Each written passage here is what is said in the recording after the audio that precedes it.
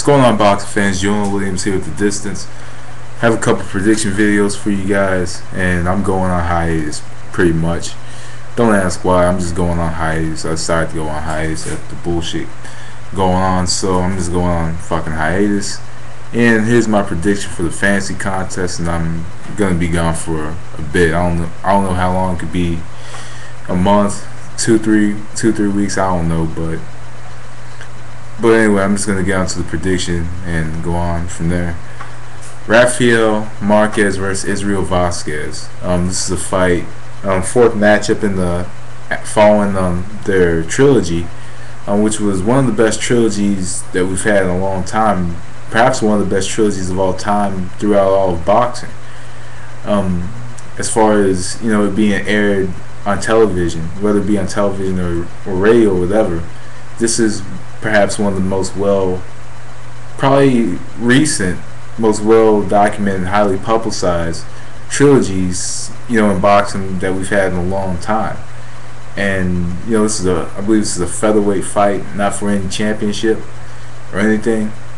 But both fighters, both fighters actually fought one fight, I believe, last year. Vazquez had his comeback fight in October. I don't remember when Marcus had his fight. My head's really not into it right now, but anyway, this is a matchup that's more of, I guess you can call it, operation. It's kind of like with this fight, I think it's going to be just like the other fights. Two men going at it and just simply fighting.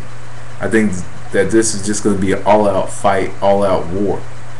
That's just what I think this fight's going to be. I don't think it's going to be any different from the other fights. I just think that we're going to see I think we're going to see some bleeding. We're going to see both men connecting, and we're going to see some bruising more than likely. I think this fight, all technical skills somewhat go out the door, because I think the fans are clamoring to see a fight like this. I'm not sure of how the ticket sales are for this fight, but more than likely, I think it might be a sold out show. Who knows? But anyway, onto the fight. Rafael Marquez throws a very good left hand lead, and with his left hand lead, it leads to other shots. I've seen him throw the right hand over the top following the left hand lead. Sometimes the left uppercut, sometimes the right hook. And also in this fight, and really in this fight, I highly doubt that he's gonna be very technical and fundamental.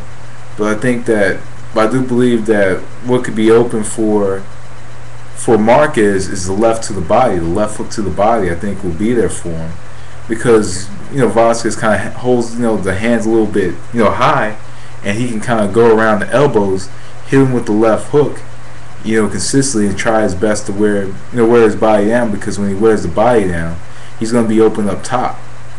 And both fighters do cut, and they both swell easily. So when if he goes to the body, I do think that Vazquez might go to the head, might go up top on Marquez. But I do think that to wear down Vazquez, he does have to go to the body. He has to throw the hooks to the body. Kind of like somewhat near the kidney. Shots that could kind of take the movement away and kind of make him stand and fight him. And if he makes him stand and fight him, and he can use the left hand lead and fight kind of a simple basic fight, and he's not going to be suckered into a fight with Vazquez. If he doesn't wear him down. But he does have to wear him down to the body. He does have to slow the movement, and he does have to throw an assortment of punches and practically unload at times to keep Vazquez back. And for Vazquez in this fight, Vazquez throws a very quick left jab. He can move around the ring. I've seen him box, and he could fight. In this fight, he does have to find a way to take the left hand lead away from Marquez, and that's primarily by moving to his right. He has to move to his right side to take the left hand lead away. And and by doing that, he's going to have Marquez leading in with power shots. So when he leads in with power shots, it leads to the straight right, it leads to the straight left, and it leads to, or say he comes in with a hook, or comes in with or tries to come in with an uppercut. He can land, his uppercut, and he can land his, and he more than likely can land, a straight right, or a left uppercut, and kind of move around the ring. That's what Vazquez needs to do. I think Vazquez in this fight has to take the jab away, and he has to kind of neutralize that jab, neutralize it, move to his right side, primarily, or excuse me, move to Vazquez needs to move to his left side. Excuse me, he needs to move to his left side, take the jab away, take that left jab away, because his left jab does set up his shots, and pretty much he wants Marquez to come in and try to lead in with power shots and stuff like that. So anyway, this is a fight I think that's going to be contested at wills, and it's a fight that's primarily, to me, a toss-up between both fighters. It can go either way, because both men are going to be in it to fight. Both men are going to be in it, in it to outfight each other.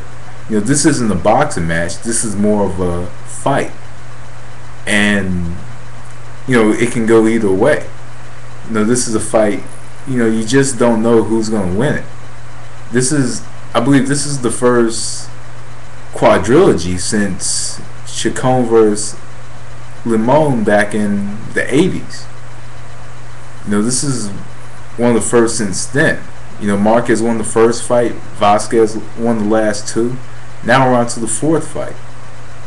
The fourth fight, I'm going to go with Vazquez. I'm going to go with Israel Vazquez by a 11th round stoppage. And as I said, as I mentioned, this fight can go either way, because I think the thing with Vazquez, though, you can tell Vazquez swells up and he cuts easily, and Marquez swells up and he cuts as well.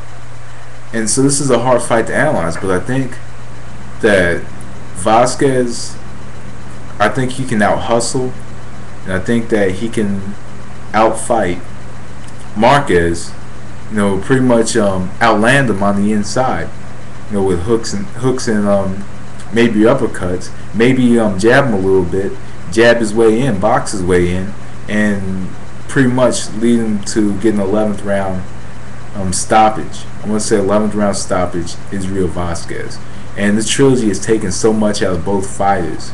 I've heard a lot of rumors. This fight, the last fight, this trilogy kept both of them out of the ring for like a year, and led to Vazquez losing his championship, or actually having become vacated, later on, as a result of it. He made the announcement he was coming back last like July.